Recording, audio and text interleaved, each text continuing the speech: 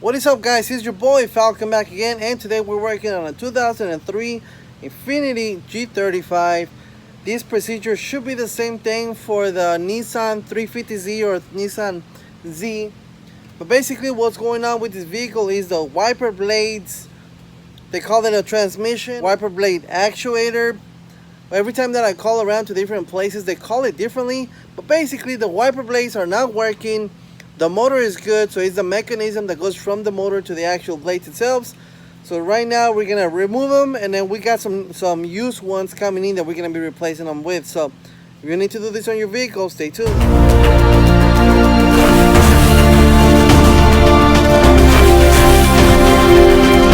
Alright, so here we have it. This is where the actual wiper blades go now. I've already started this because I really wasn't planning on doing a video for this. But I figured, hey, it should be simple enough where we can just make a quick video.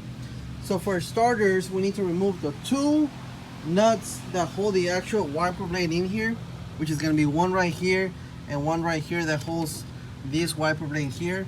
They're going to be 14mm nuts. After you take that off, you need to wiggle this out of there and pop it out. Sometimes when I've tried to remove those in different cars, they're real stuck in there. So what I do is I grab a ball joint remover, which it goes in like sideways and it pushes it out, and I use something like that so I can pop those out. That might really help out. If it's really stuck in there, try finding one of those. I think they have them as a loaner tool at AutoZone or Rally's Advance. That will really help you out if it's really stuck. Alright, now with this one's out of the way, there it goes. Now we need to take off this plastic cover here. We can see that it has a 10mm bolt here, and then one on this side. Looks like at some point it had a cover. Looks like the cover is no longer there. So if yours has a cover, that's where you're gonna have to remove it. On this side I don't see any either. So it looks like this side I can just remove like that. Now let's go over to the, I'm gonna take off those two 10mm right here. And this plastic piece should be able to come out. Also, where the wiper blade goes here, there's a little hose here that goes for your windshield wipers. Another one right here for this one right here. So just twist it a little bit and then pull it out. So here it is with the plastic cover already out of the way. Looks like we just have one bolt here, one there, and then there's two more over here, and I think that's it. And then of course the connector that's gonna go for the actual motor itself. We're just gonna remove this from here. This piece right here is the one that's broken, and I'll show you guys the way it's broken from the bottom once we take it out. But here, let me take off those 4 bolts, and I think that should be it.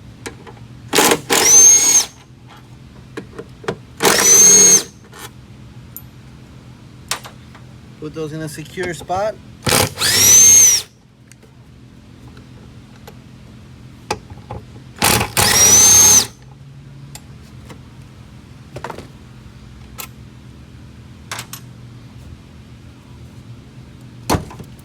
There it goes.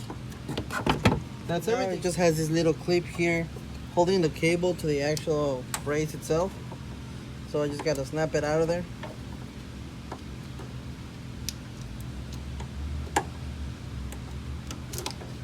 There it goes. That's it. So now just got to finesse this thing out of here. There it goes. And this is the broken part right there. And just to show you the broken piece, it's this one right here. It goes from this little, looks like a ball joint, to this one right here. And this one, it has plastic bushings here. I don't know why you don't sell them separately. I don't want, some places do sell this one online. I'll try to find one online and put the link right there on the bottom. But right now we were short on time, so we needed one as soon as possible. So we got one from the junkyard. So it should be coming in. But that's the way it goes. And then once the new one comes in, we're just gonna put everything in reverse order. It has the 2 bolts here, the 2 bolts there, connected on, and then put everything back together. If I run into any more issues, I will let you know. Alright guys, I know it was a short video, but it was a simple job. It probably is gonna take you 30 minutes or an hour to do it. I really hope this video was helpful to somebody. So also, this is a quick and easy way to figure out whether you have a bad motor.